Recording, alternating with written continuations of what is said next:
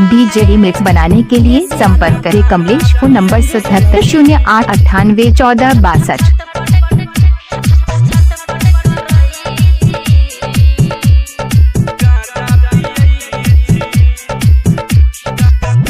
DJ Kamlesh Jalpura.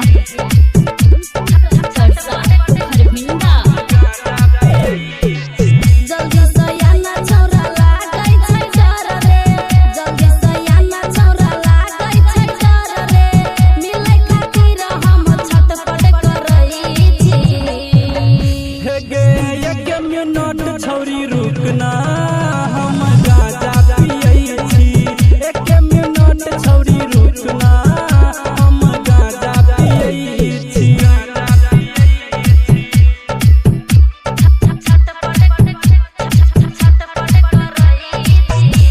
इलाका किसी का भी हो धमाका डीजे कमलेश दिवाकर अलपुरा के ही होगा।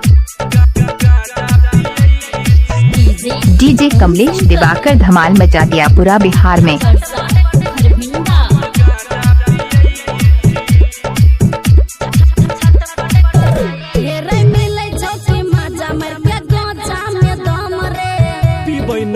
छौरी दी बहिन हम गे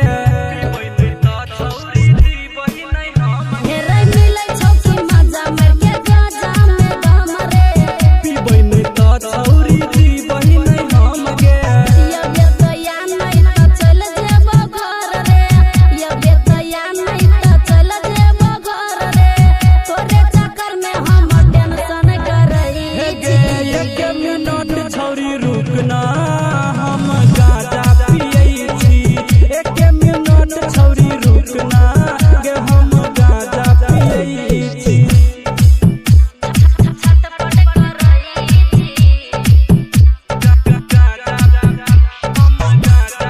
डीजे रिमिक्स बनाने के लिए संपर्क करें Kamlesh. Phone number 7708981462। DJ Kamlesh Jalpura.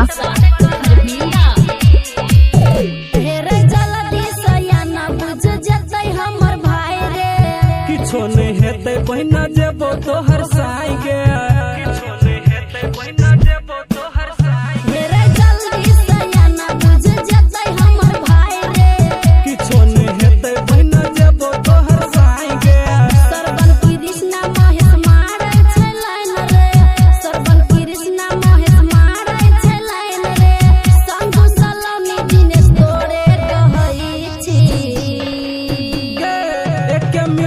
छौरी रुकना हम गाजा पियै छी। 1 मिनट छौरी रुकना। इलाका किसी का भी हो धमाका डीजे कमलेश दिवाकर अलपुरा के ही होगा।